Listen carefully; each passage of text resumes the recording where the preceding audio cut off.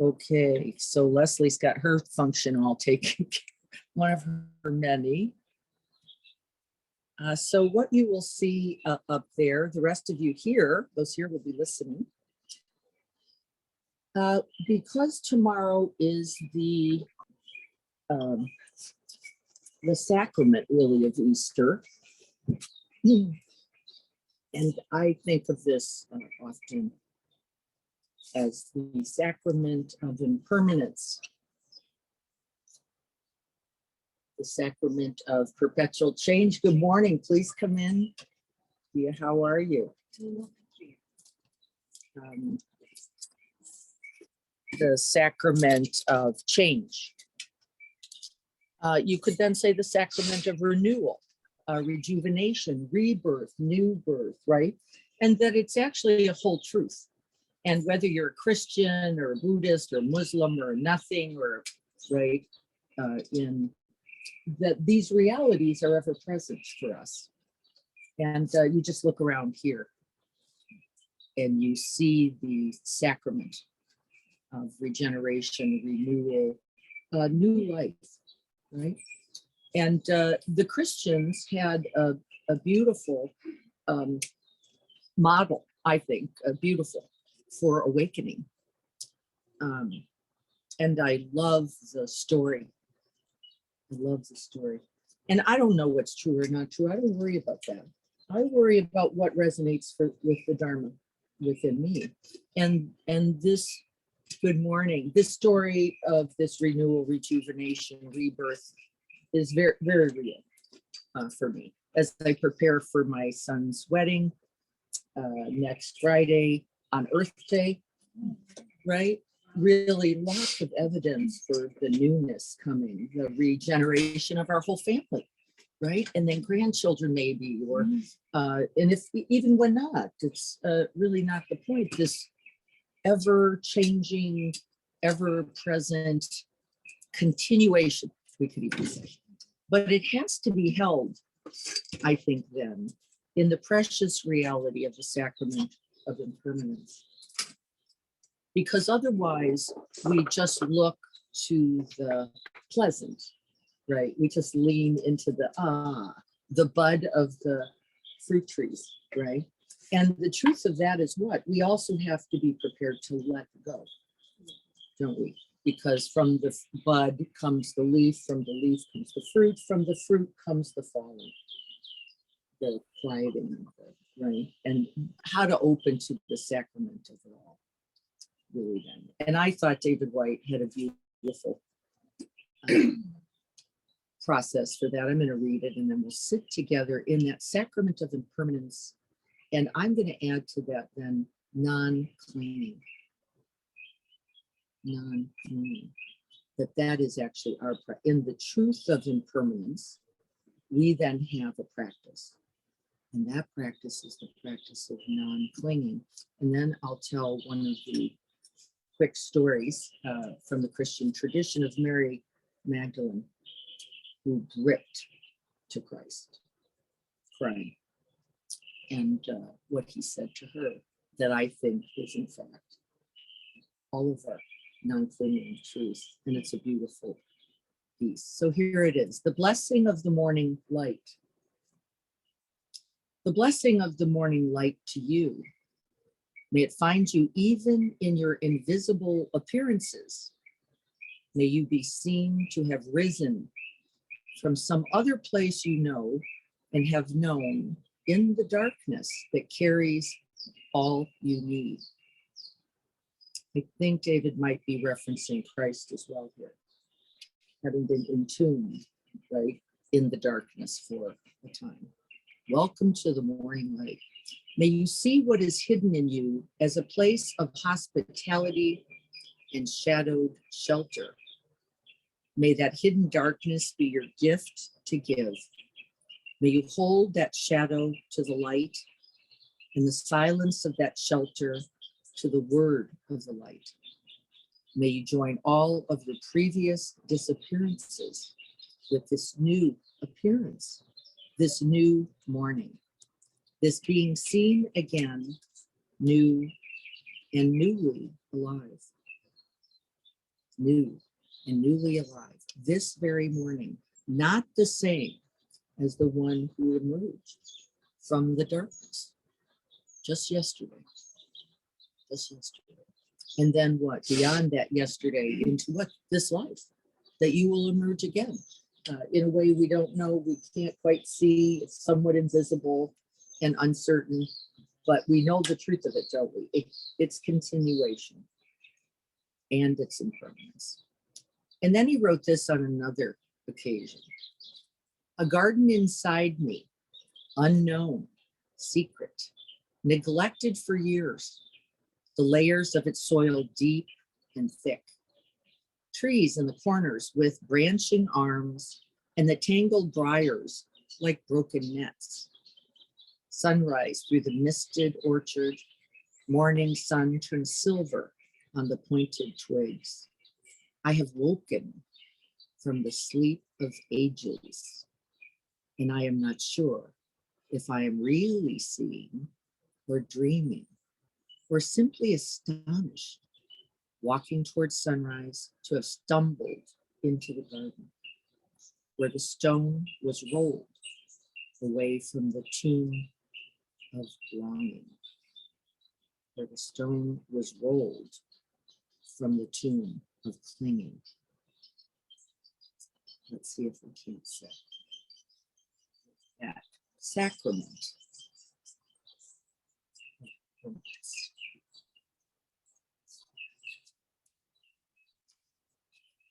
So finding your posture. And in this morning, in this time of awakening,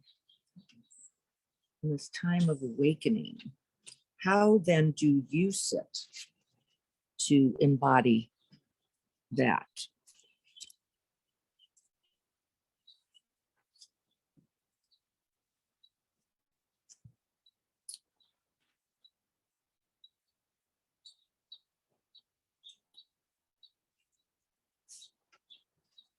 And so finding your feet, just feeling the sense of them in contact with this earth, finding your seat, and letting the whole body mind settle into that seat. Find your hands, let them be grounded or receptive. Let them hold and warm each other. Let the uprightness of this body invite the nobility, the dignity, the precious reality of being alive. And as we breathe, let's breathe it all in.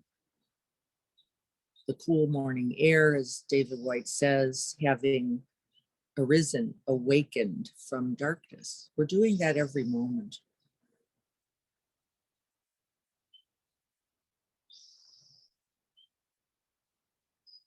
And as we settle into each out breath, can we settle into the truth, into the Dharma of the present moment?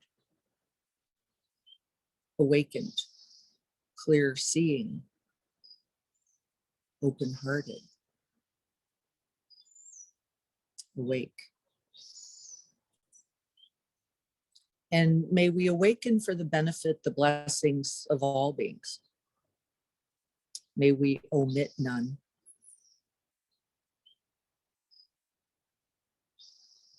Without exception.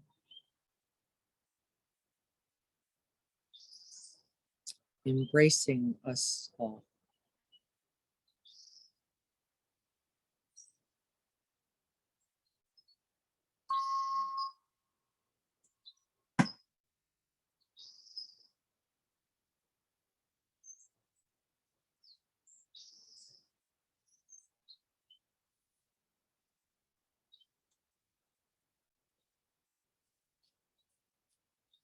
And so rather having grounded into the body a bit, the first instruction written was know the body as the body.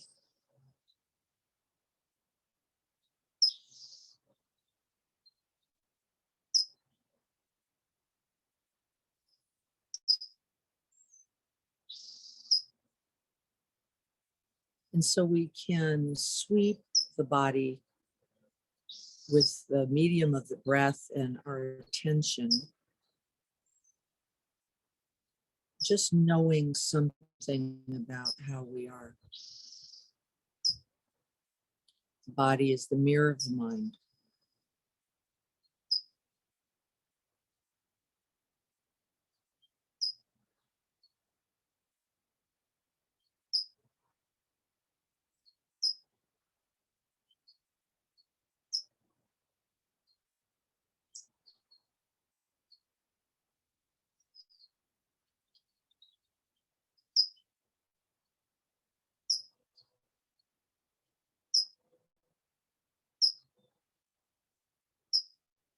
And as we say, knowing the body as the body, we also know the five sense doors as an aspect of that body. So we don't reject hearing, we don't reject smell or touch. We include it as an aspect, essential process of this body.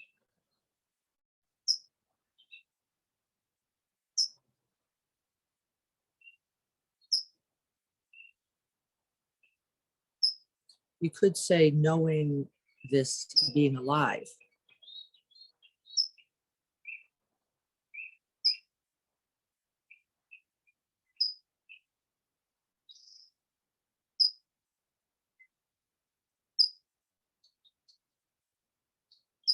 Knowing this being human.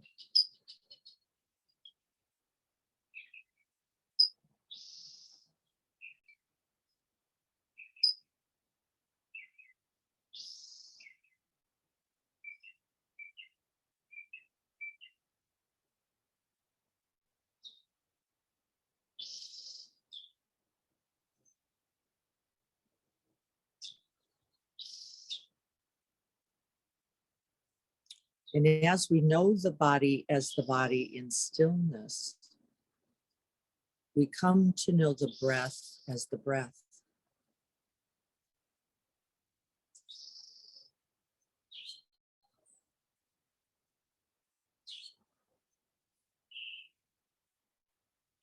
And we do not manipulate, we do not contort the breath, we do not seek or cling to the breath in any way. We simply experience and know the breath as it rises and passes.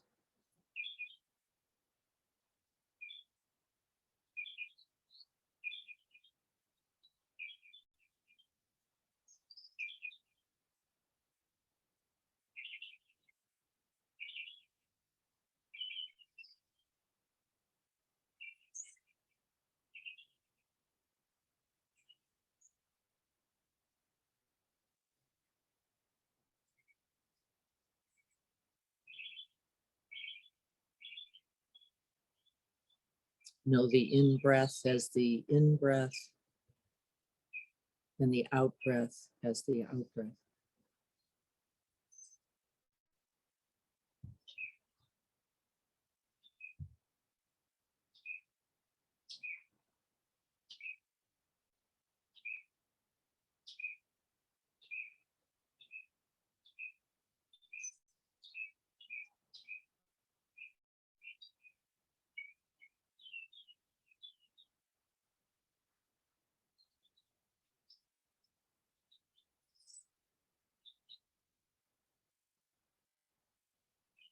And with each breath, we rest in the sacrament of impermanence, of continual change, of that which is born and that which passes.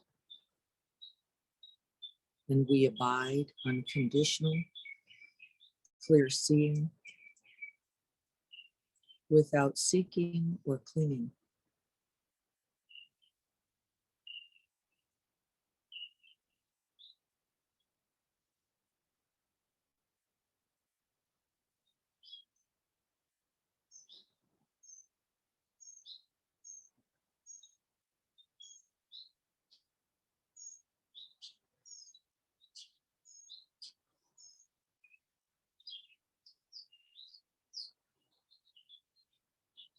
There is no breath to reject, and we do not seek another breath. We breathe the breath that is present here, abiding and opening completely.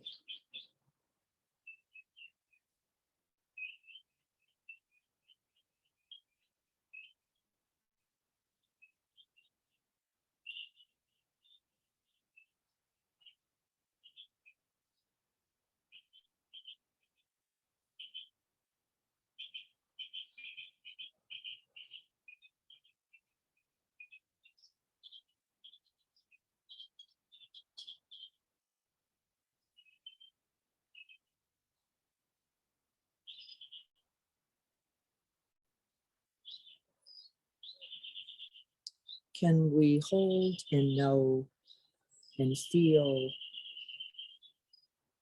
the whole breath, the beginning of the in-breath and its completion, and the beginning of the out-breath?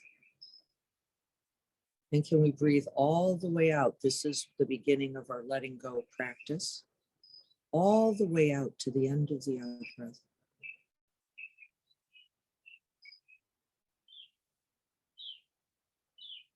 To see what is alive, even there at its end.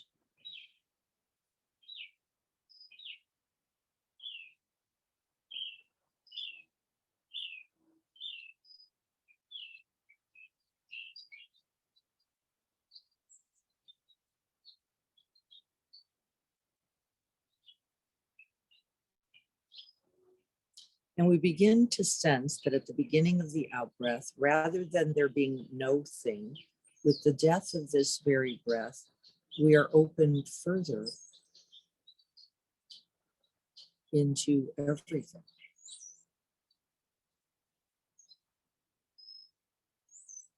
No longer limited by this body alone. No longer trapped in a limited quality of mind. We rest in that which is objectless, boundless, timeless, ageless, not limited by any form at all. We rest in the formlessness.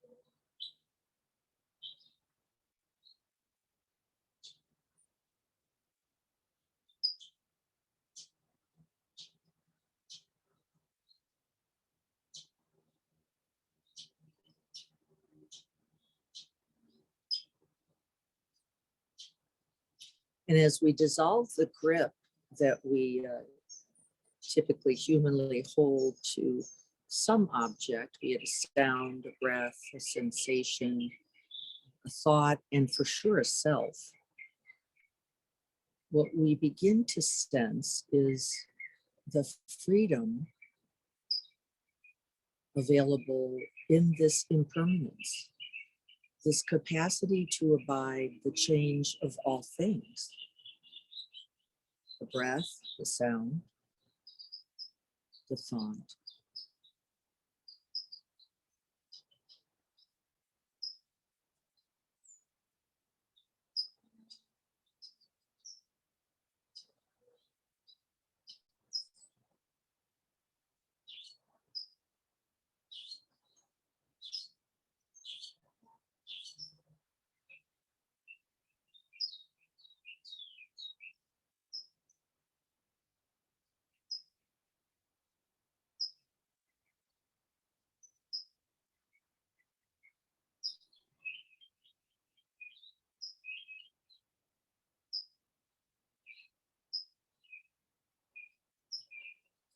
And we can begin to train thus, no longer fearing the end of the breath, but seeing its portal to boundlessness.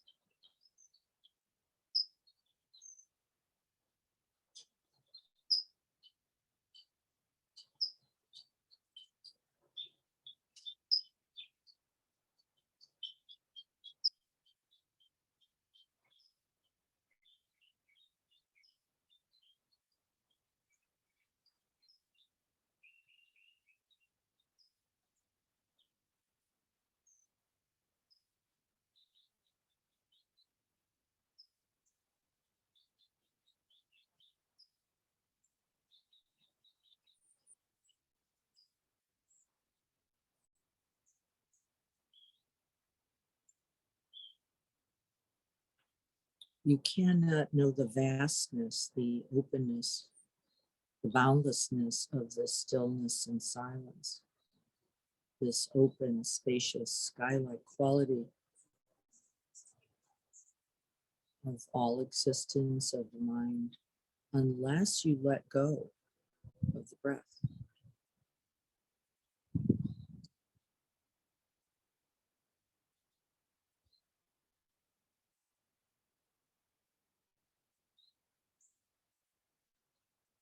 Joko used to say, step out of this skin suit to become who you really are.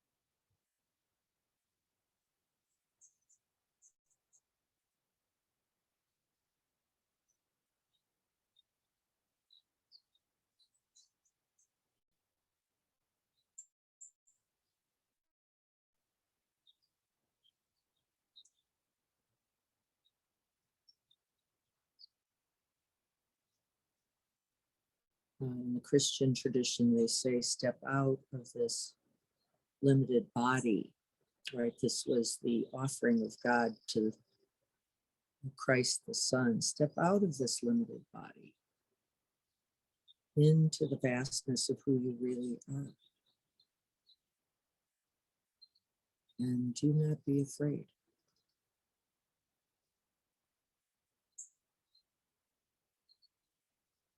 And we practice that right here, don't we?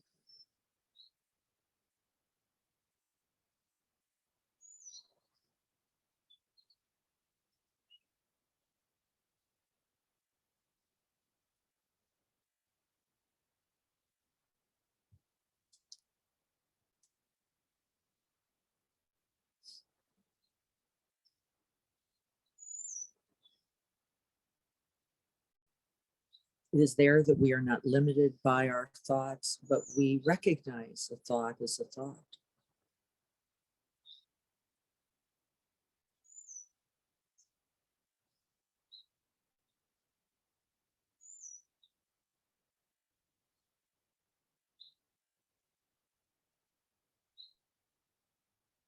But we see its impermanence.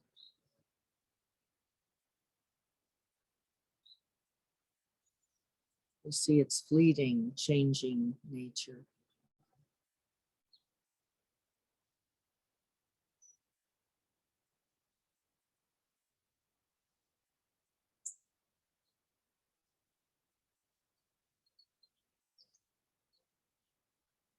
We then neither have to get rid of the thought or try to keep it.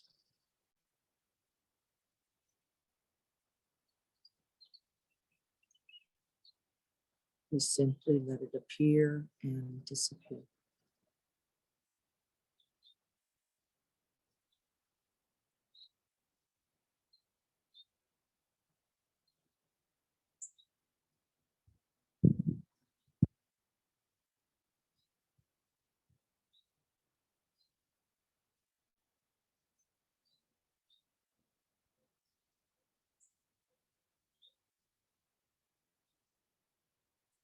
And everywhere we look, the sacrament of impermanence is in evidence.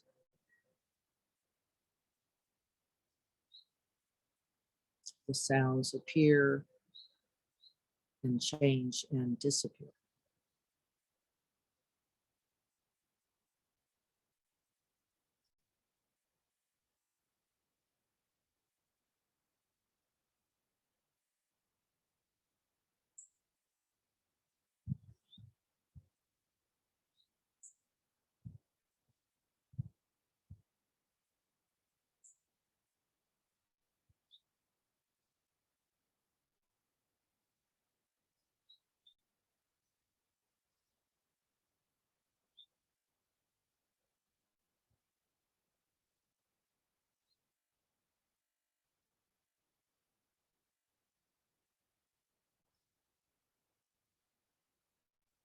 It is impossible to hold a sound permanent, steady, fixed.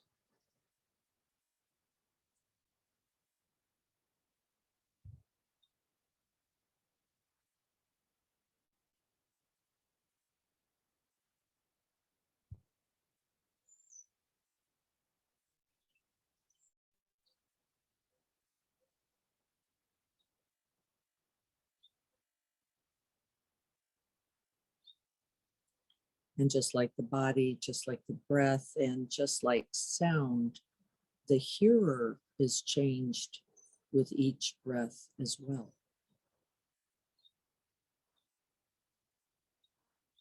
With each sound, the hearer is transformed.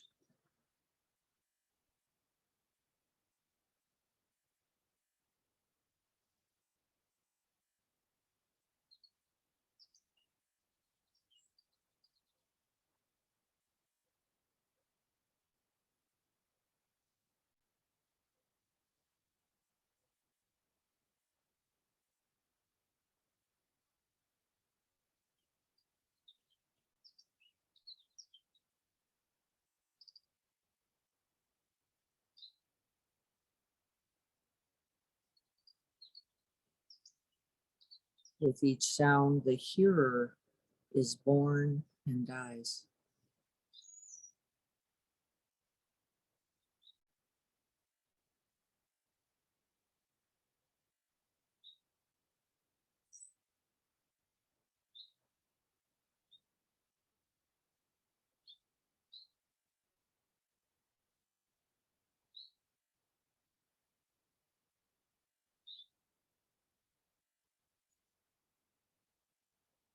But does not die into no thing, dies into the boundless.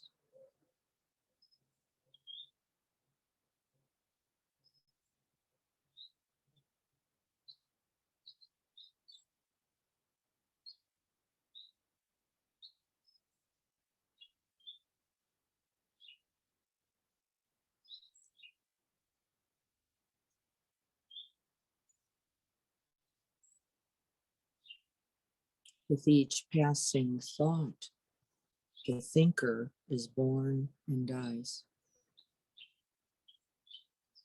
Right into the sacrament of impermanence.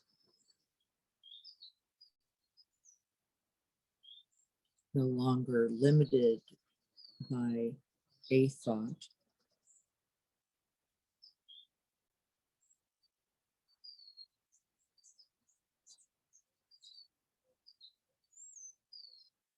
but transformed into boundless awareness that holds all thought.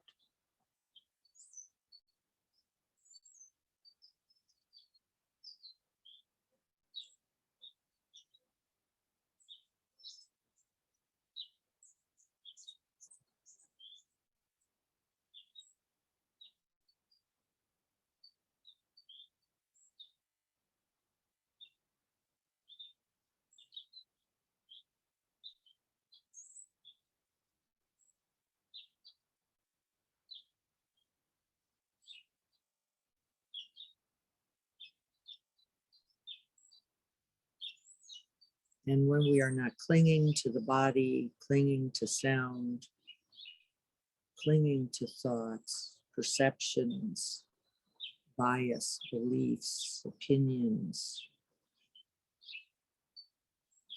we remember who we really are.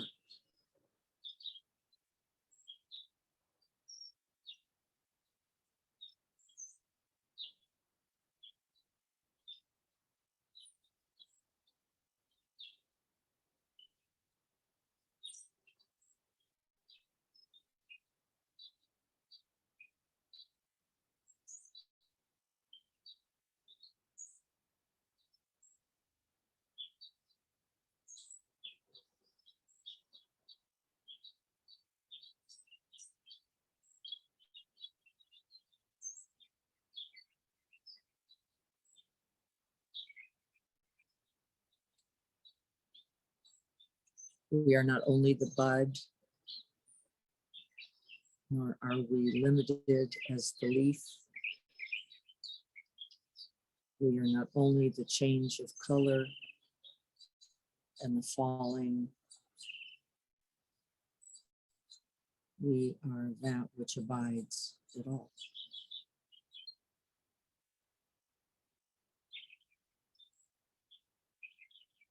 We rest in the sacrament of impermanence and awakening to it.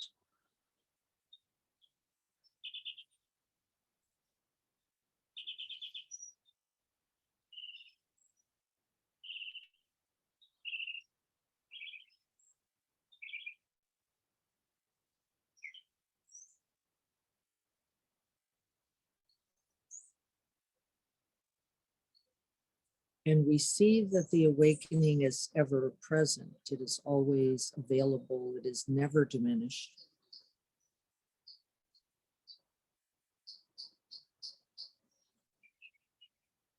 It is not trapped in any form.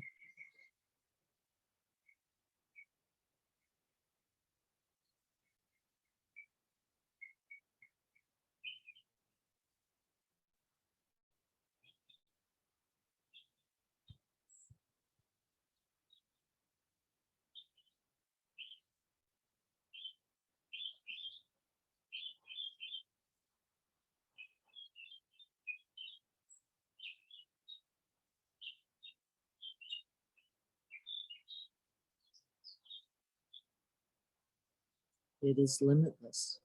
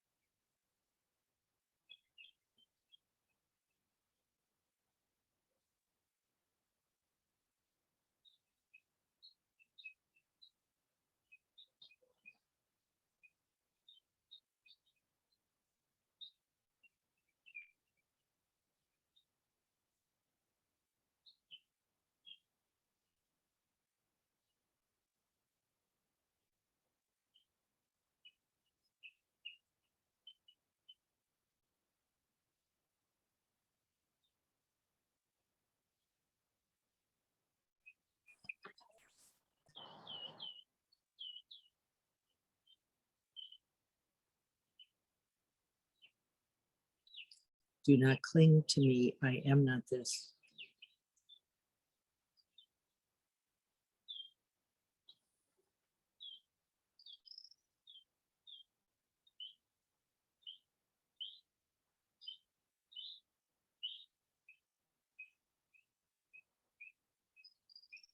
I am awakened.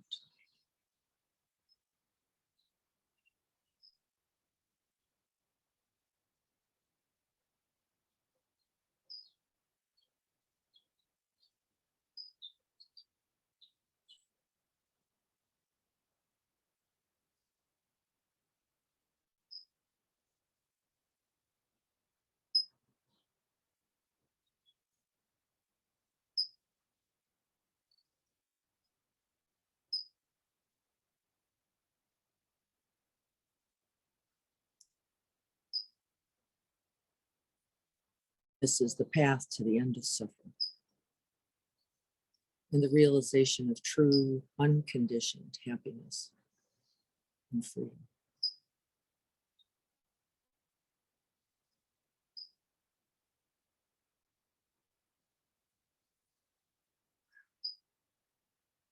And may this practice contribute to the end of suffering this day.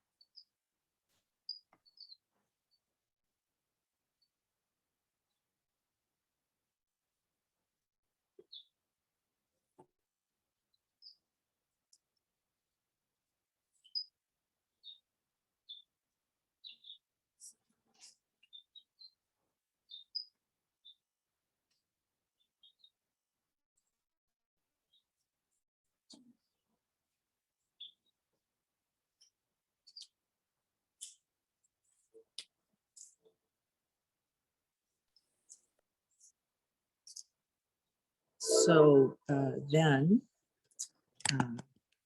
no problem. No problem. Right? No clinging, no problem. No self, no problem. And all is well. And the practice is required because we awaken to it how often? Over and over and over and over and over again. This is the path. Can never get too many somethings, reminders about impermanence.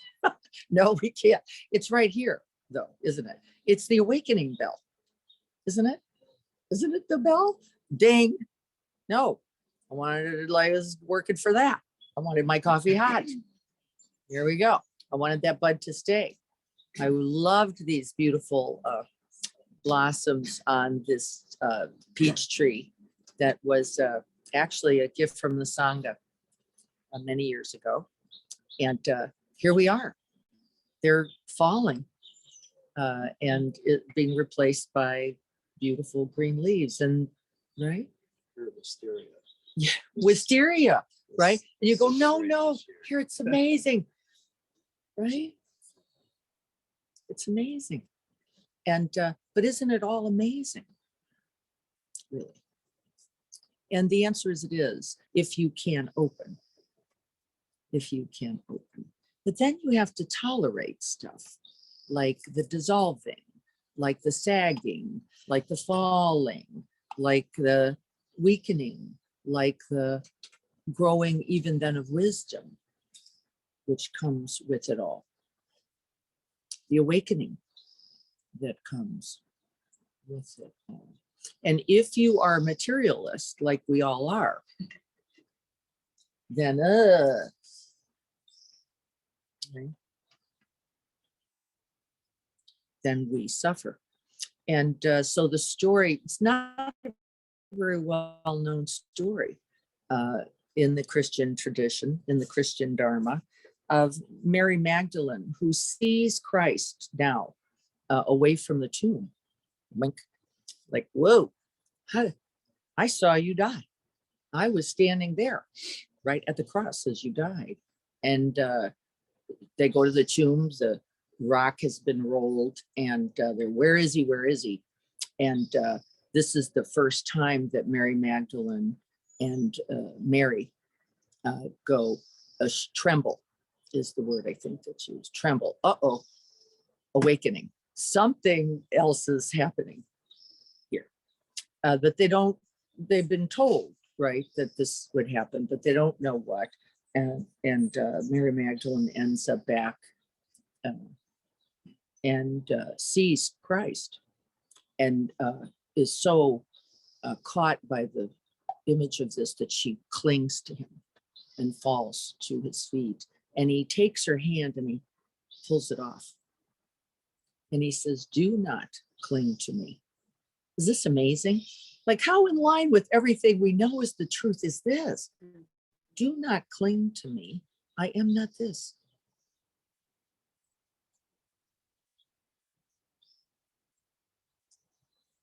And so a couple questions there. What do you cling to? And what is its consequence? And it cannot benefit. It cannot serve you. It will not equal your fantasy. And then we're okay. Then I'm secure. Then I'm, right? It doesn't work. And he was letting her know, really, this doesn't work out. You will suffer. And mistaken, besides, you were mistaken. This is not me. But it was never me, is really the whole point. It's not just not me right now. It was never me. This limited body with this hair like this, and this beard like that, and these legs like this, and was never true. It was always also, right, in the sacrament of impermanence, ever changing. And yet we forget. It's like continuously. Continuously. And so what do we know? What do we know? Come join on. Jim writes, I cling to the impossible idea of immortality. I suppose in some essential way, we all do. We cling to this limited idea of self, said Jesus. Wait a minute, don't mistake this. This is not me. This is my skin suit, as Joko said. Which I never liked. I will tell you, I was like, look, I don't like that. This is really going for the just, like it's like a piece of chicken. Yeah, right? It's like peeling the skin off. That's all the thought I would have, of course, sitting in 10 days of silence. Peel that skin suit. This is not me. I am not this. And so then what do we know? Where do you notice you get caught? Besides everywhere. Yeah, I know, group. Yeah, vapor in the wind. We all are. We all are. Where do you get caught though? Because if we can't understand where we get caught, we cannot be free of it. See, those go together. Where do you cling? I think my father is turning 92 and we are celebrating. And so there's a clinging of how much longer do I get him, right? Yes, we go into time. Yes. One of the ways we cling, let's name it, is time. Yeah, 92, right? So in order to celebrate, part of how are the elderly people coming together? We're going to have a bingo bash. So part of that clinging of, okay, I want it to be appropriate for the elderly. I want it to be fun. I want it to be, and Amazon that was supposed to arrive on Thursday with all the disposable single-use bingo cards, just let me know that they will be delivered by 8 p.m. tonight. Now I get this, of course, at 5 in the morning, and I'm like, oh my gosh, the whole premise of how, and so the clinging of it's not going to be right in here. And I just feel like after the meditation, I just feel like, it's going to be okay. But if nobody needs freaking bingo, and I can figure something out, and I already have 5 backup plans. That's right. But the clinging part to me made me giggle. Like it's not just, That's right. you know, life and how we know it, or the people that we love and how we want to cherish all those moments, but then trying to control them. And if they're not this way, then are they not valid? Are they not good Worthy enough? and worthy Yeah. of being cherished, right? We don't like to cherish the non-bingo moment, Oh my, it's so silly. right? We don't cherish it. Like as if dad were not still there, Yeah. right? We go like, You realize that you go bingo. so Dia's talking about how we all cling to conditions, right? Qualities, way we want things, the way things we think things should be, the way, right? We think I should be, the way we think you should be, and the suffering, and the guaranteed suffering. And their dad is 92, right? Probably could care less. Laughing, could care less. He's thinking that's cute. That's cute. She wanted to play bingo. What makes you think that I want to play bingo? Yes. So what are we clinging to? This idea that there's an I in there also. It's not just the bingo card, is it? There is I have to make this happen. I have to make it happen like this. It's my job, my responsibility to produce a fabulous moment, as if it were not already. This is the delusion. Delusion of thinking that you can control anything. And the preciousness of it, in fact, interestingly, is the very fact that you can't. Isn't that weird? The very preciousness is, I got awareness to bring. I've got presence to bring. I've got opening. I've got awakening here, but that's it. I'm not, right? I'm not making those birds and these plants at all. Not really. Even when you think you are, it's a delusion. Even when you think you are, it's a delusion. And so what do you cling to besides, I like it like this? I want it like this. Do not cling to me. Do not cling to any me. Could be another way to say this. Because what? It's not even true now. This next moment, it's not even true. You're holding old robes. And we do it out there, but that's just examples, folks. The way we cling to the bud, the way we cling to the garden, the way we cling. The truth is, what we're clinging to is the liking, wanting, keeping of that in me. That pleasant for me. That wanting it to last for me. Right? It's the me, the selfing that we're actually clinging to. The fixated self, right, that of course can't grow, learn, heal, change, expand in love, it's not possible with the clinging. You're frozen. And if you work with people, or you work with you see where people are stuck, don't you? And in the elderly, you can really, right, because some in the, as you age, just cling to the memory. You're just the memory. You're not even what's here anymore. You're just gripping. And it isn't that that's not worthy of respect and sharing and honoring also.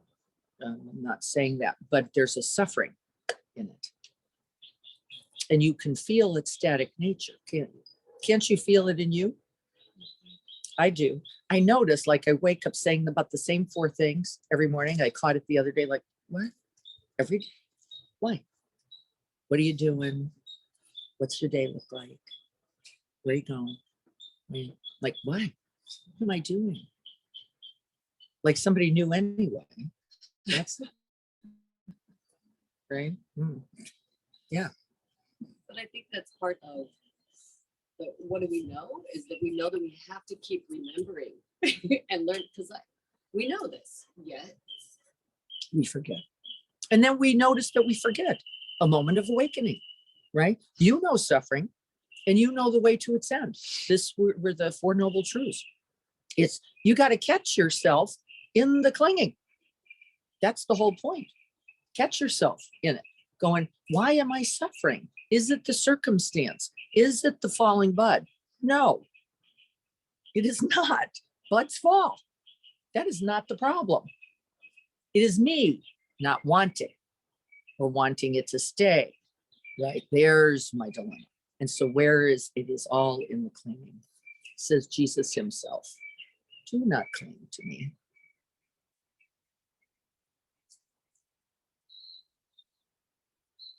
And I love this at Easter, this awakening.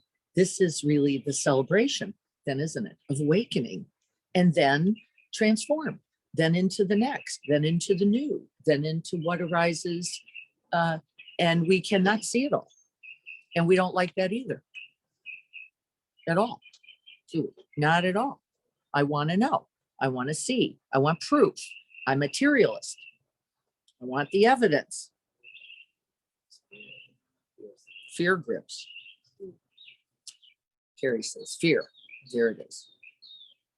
The fear that if I don't have this, the I can't be secure, okay, or permanent, right? Whatever. Do we get this idea? I love these teachings because we see the truth of them across all spiritual traditions. Right? So for me, Jesus is not that he was a guy, historical guy is lovely by itself, but the truth is there also, right here, just in offered in different form, right? Fairly relatable. And I know it's true in other traditions as well. I'm going to read some of this. This is from Chris. I saw a video of my golf swing. Me too, Chris. Me too. I saw it too. I was like, who is that? That can't possibly be me. She's bent over like she's 100. What is going on? Don't cling to that. Don't cling. That's exactly right. That is exactly right. You cannot cling to that because that's not really the truth either, is it? That's a moment. That's a, right? There's the skin suit, as Carrie said. Dennis says, I find a lot of people don't empower themselves to be videoed. I love sunrises each day. Yeah, can't we love the sunset? Can't we love the midday, right? Then you love it all, is actually the right. Then you love the cloud as much as the sun, right? When you're not clinging, right? My son's getting married on Friday, and we've been watching the weather. of course. Yeah, right. Yeah. Like, watching the weather. And so, we're watching the weather. Chance of rain on Friday. And then we see 30% chance of rain on Friday. Ah! And everybody goes, oh my God, what are we going to do? We got to get the tower of the wetsuits. I don't know what we're doing. You can play bingo. There's going to be Bingo. cards. Actually, I love the idea. I'm going to use those cards. They will not go to waste. Yes. And what? You can feel the grip. Like, what are you going to do? Now, does that in any way change love? Not 1 second. In fact, interestingly, the rain may make it more so. Like, we're going to all take care of each other, aren't we? In that rain. Might be just fine. Rain or no rain. It won't change that truth, right? But whew, you could feel the, whoa, everybody's got to do something, right? Plan B. right? No, it's not necessary. Seth says, it is snowing here in Ashland. Oh, beautiful. And in mid-April, I'm definitely suffering from my clinging. Yes. Have a good, beautiful day. Yeah, don't we? It's a little cloudy here. Tomorrow's Easter. I don't know where I got the idea it should be sunny on Easter. I don't know where that came from, but right. Just noticing the thought. Now, I'm in no way judging the thought. And I don't even think it's useful, I will say, and thank you, Seth, too, for judging the clinging. Because the minute you start that, you can't be present to see what actually happens. You can't feel the rope burn and see where it comes from. That it was all, in fact, in the clinging and then in the rejection that we also do, which is just as bad. It's a clinging. It's to go, I can't do that, or I shouldn't think that, or I shouldn't have said, it's not helpful. It is to go, oh, there it is. There's that limited belief thought. There's that falsely believed thought, as Joko used to say, that it should be a certain way. And all the trouble that comes from it. So I want us to watch for a couple things. One is to recognize the clinging is the first beautiful awakening. The Buddha himself said what? Suffering is the way. Knowing suffering is the way to its end. Oh, you wake up right in the grip, right in the cling, right in the wanting the bingo card, right in the uh-oh, rain, right? You wake up, there it is. What an opportunity. And then you, what? Have options. What might I choose to do here? Well, I might choose just to recognize. Sometimes, by the way, for me, it's all enough. Just the recognition itself. Just the knowing the clinging, it says, is the path to its end. Isn't that cool? I love this.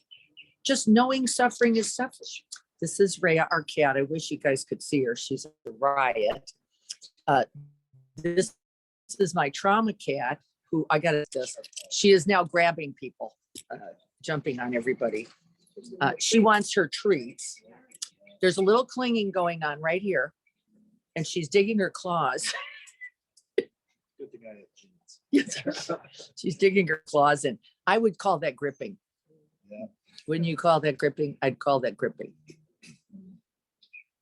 So can we use the truth of our gripping, clinging, craving cells and the seeing of it, then, but required, by the way, without judgment? Because then we just propagate the problem. And then I could judge that and say, that's not good enough. And then I could judge that and say, well, I caught myself judging. Now I'm horrible, and recognize that. It's not very useful. But can I recognize the suffering and just in its recognition know that I am less hooked by awareness itself than I was just the second before? Literally. And it is true. You are freed, right? Just from the, oh, there I was. Rain? What about the rain? Uh-oh, what does this mean? Right? And the seeing of it, right? And then the remembering. This rain isn't going to matter. This is not the point. And then once again, be freed. I want to hear from the group there. Good to see you all. I got a whole bunch of people on. That's lovely. What do you know about suffering and its end and the clinging that is a part of the path? Although I will add this, and then I want to hear from you guys. The Buddha said it isn't actually in the clinging. That's interesting, right? Because I just said clinging is the source of suffering. He said, not exactly in the clinging, in the ignorance that it is occurring. It is in ignorance that there is actually the suffering. And it is in the awakening that we are freed. Not in the because that's just right human. Wanting, not wanting, liking, not liking, craving, right? It is not in that. It is in the lack of recognition.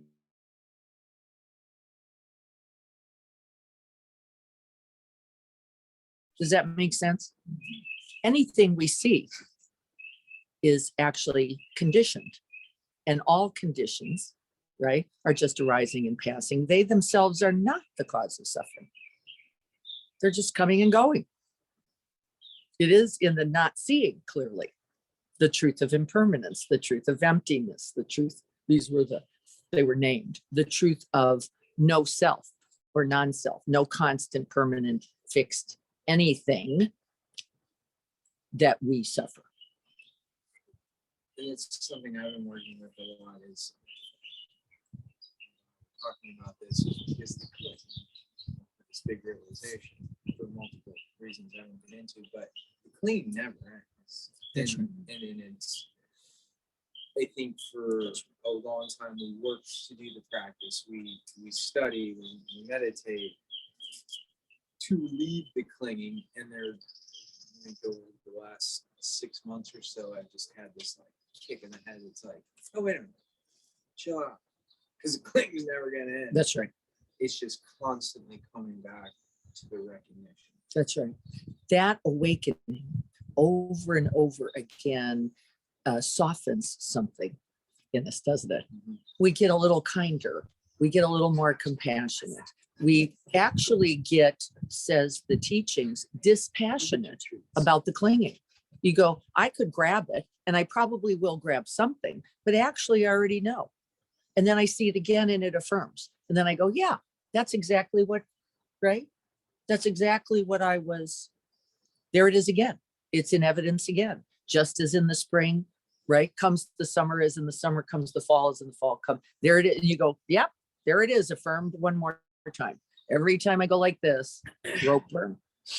And every time I go like this, and it can't be false. And this is another practice, right? Because we can go, oh, I'm letting go, I'm letting go, I'm letting go, but not really.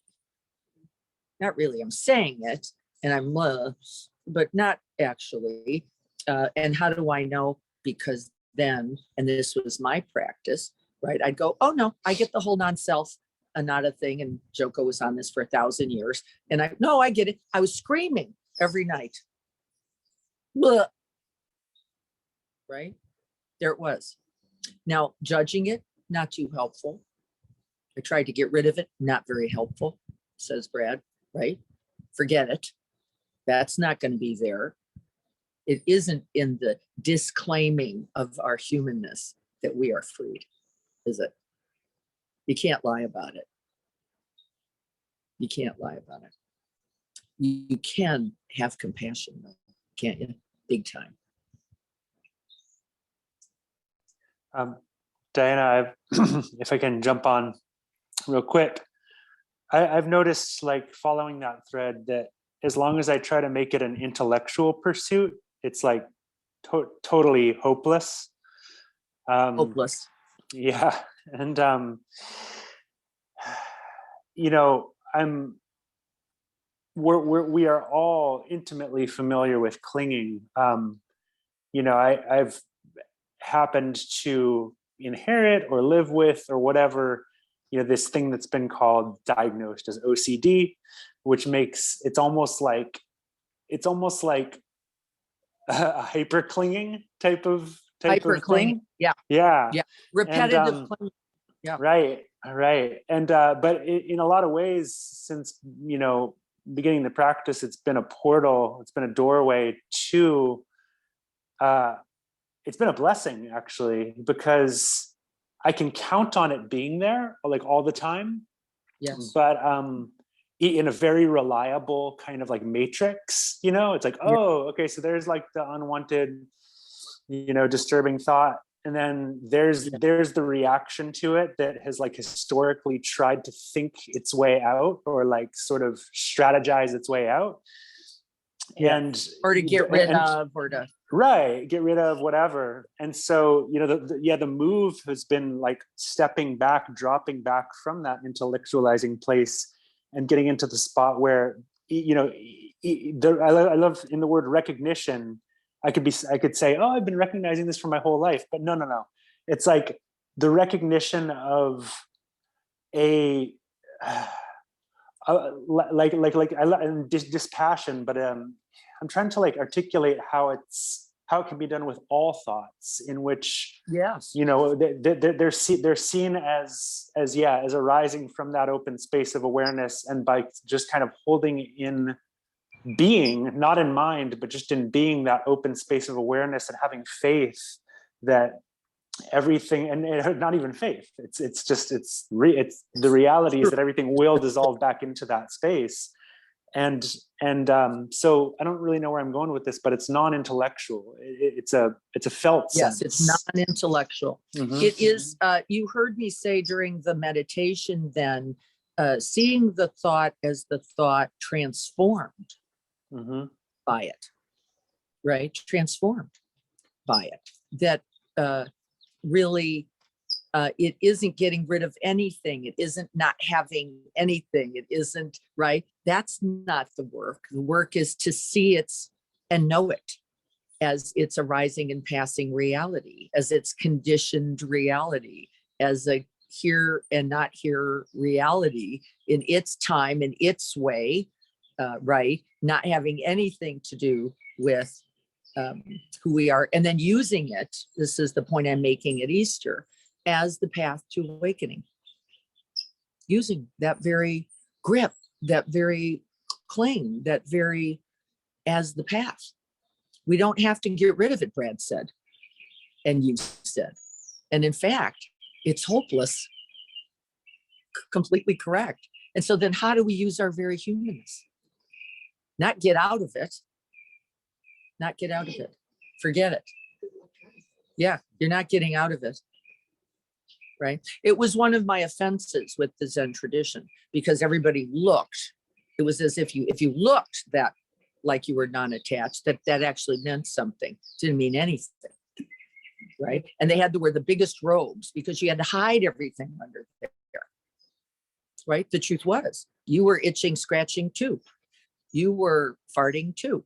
You were burping too. It just, you were in a thing that you couldn't see the truth. And this was sort of like, no, right? You'd get swatted, by the way, if you did anything, right? As if, no, you can't be that. Well, but you are that. It is true in our humanness. Is it not the truth that this very gift of our humanness is the path? It is. That's it.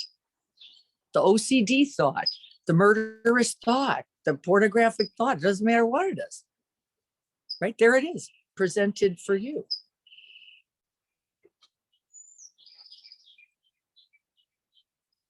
And then we don't have to change life so much, right?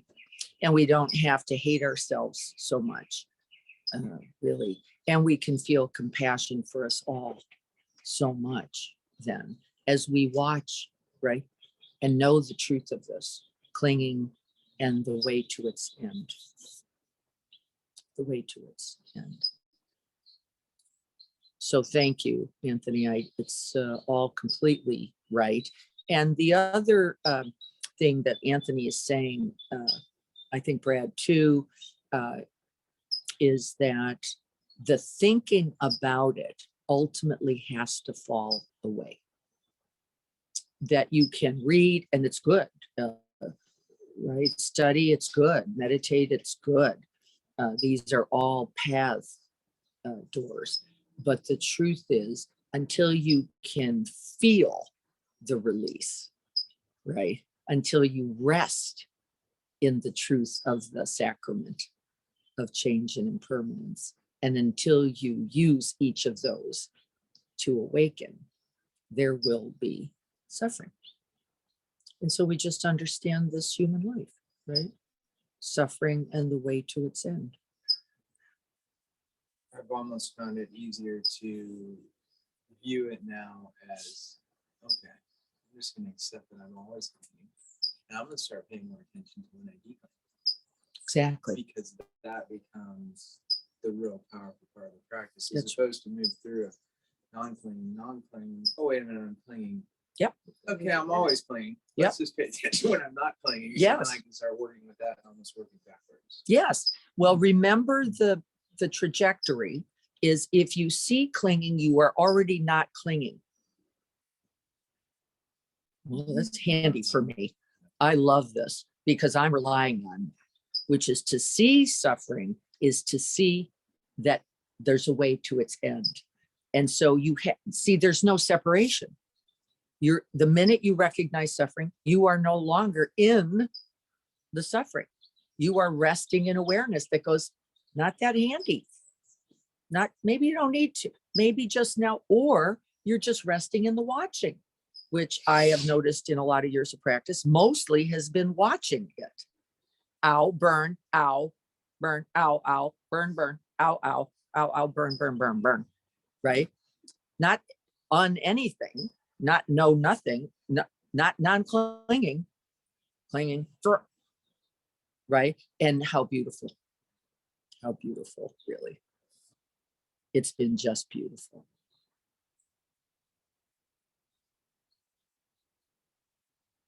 And then we're all just beautiful in our clinging, in our not clinging. And then we simply wish for the end of suffering, right? Like, may you be free of that in the way and time you will come through. Or not, right? It's also true, isn't it? Or not. My brother lifted weights 2 days before he died. I don't have judgments about that. I just saw the truth of it. And then I could see the truth of it in me.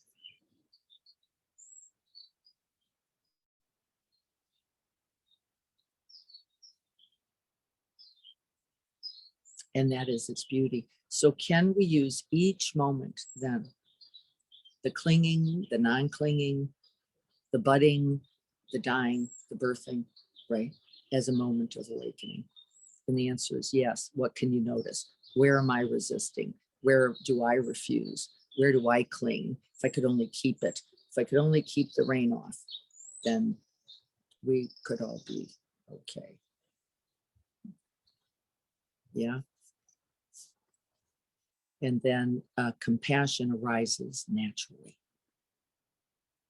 That's all you then, you just have a lot of compassion from that wisdom. From that wisdom. All right. Anything else, anyone? We have, it's 10 till now. We have a minute, or if nothing more to say, we will go and sit for a few more minutes. I'll check in.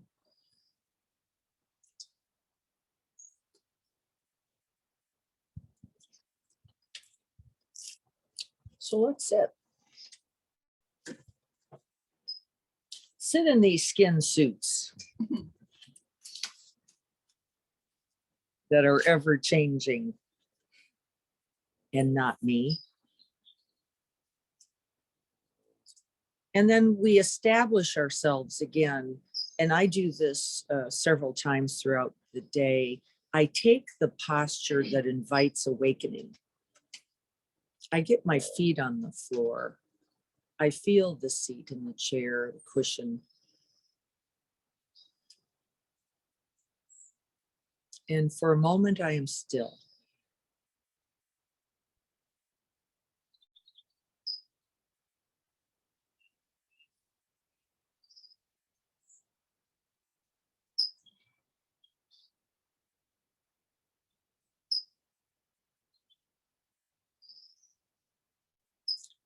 And that very beautiful quote, "I am arisen," is the very same as "I am awakened."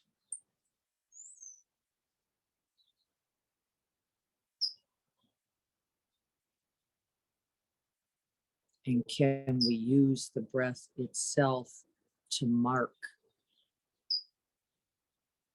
the precious present of that awakening?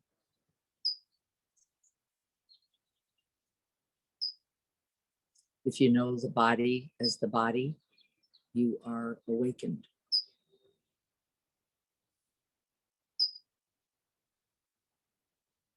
If you know the breath as the breath,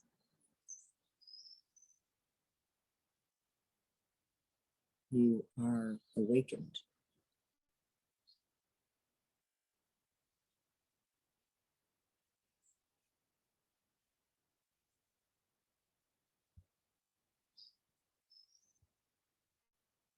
As you know, sound is sound, appearing and disappearing.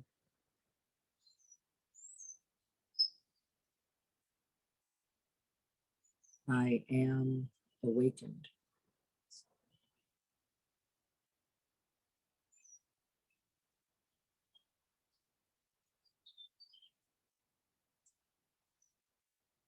Knowing a thought as a thought. Not me, not mine, not I.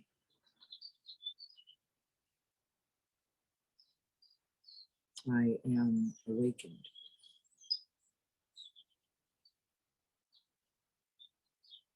I am resurrected from the dream.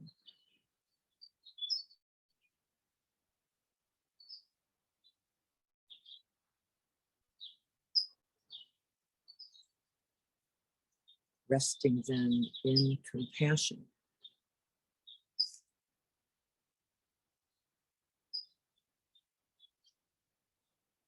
With life as our teacher.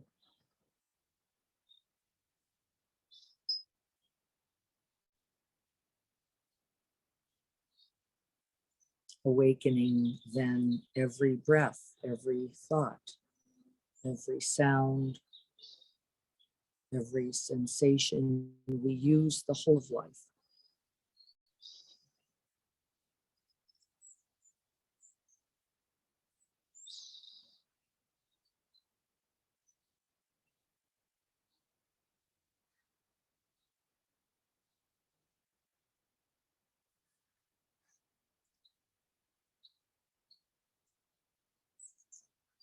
May we all have happiness and the true unconditioned causes for happiness.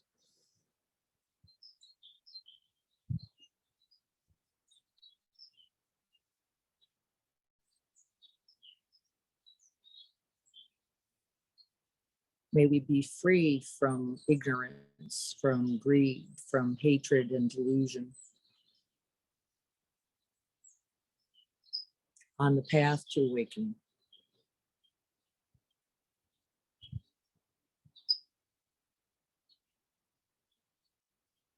May we take delight, rejoice, and be glad at these infinite opportunities to see clearly, to love boldly,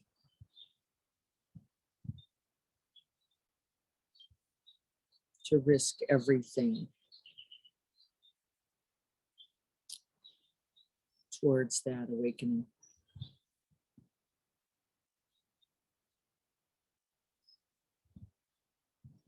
And may we rest and dwell in equanimity, free of clinging and non-clinging.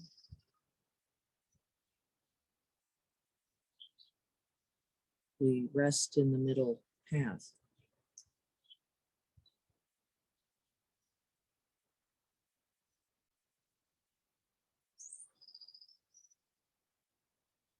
And are truly free.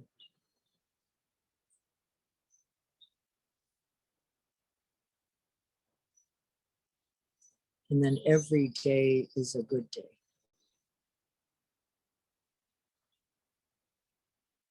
Every moment a possibility.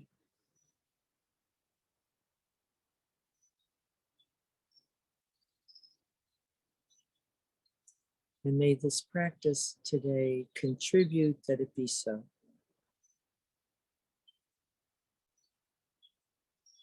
May we rest in the light of the present moment, seeing clearly again and again, awakening again.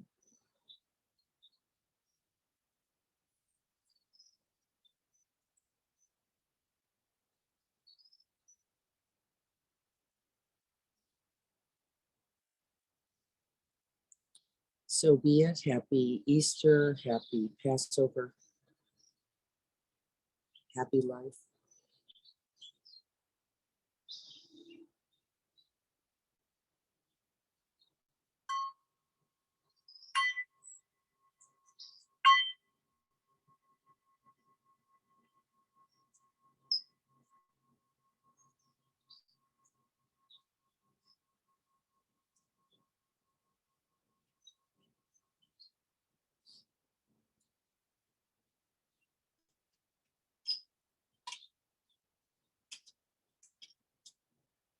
Yes, blessings to you and vows to you all. May you have a joyous day, whatever the day holds. Currently a little cool, a little cloudy, and very refreshing. Enjoy the day, everyone. Thank you all. Thank you all for being here. We will not be here next Saturday because that's going to be the day after the wedding breakfast thing here. Come for a bagel. Jim will be teaching on Zoom on that Saturday, but so we will be doing Zoom. So there will be practice happening on Saturday. And I will be doing Thursday morning at 7 a.m. because Greg is still, I think, in Italy for a little while longer, enjoying a really nice opportunity there for a while. So we'll see you this week. I look forward to it. Everyone be well. Thank you for joining me this morning. Everyone, happy Easter and Passover, and enjoy whatever it is you're going to be doing or not doing. Everybody have a good weekend. There's my friend's going to be playing a little, a little beach thing over at the camp store today from noon till I think about 2. If anybody has some free time, want to hear some music on the beach in Carlsbad. Who is that, Tanya? Rob LaMonica. He's Rob a piano. LaMonica. Mm-hmm. He's a piano player. Yeah, he'll be there, I guess, every Saturday from here through summer, I guess. So yeah. Okay. The camp store is that open space up by the Entrance. right? Yeah. To The state park. the right? state park. Yeah. That's great. Well, that's really exciting. That would be a really lovely little thing to do. To do. Yeah. Wonderful. So yeah, there you go. Wow, Maybe. Thank you for that opportunity. That sounds like a really nice way to spend part of the day. All right, everyone, be well. Bye. See you Thank later. you. Bye-bye, everyone. Really good to see you. Thank you. Goodbye, everyone.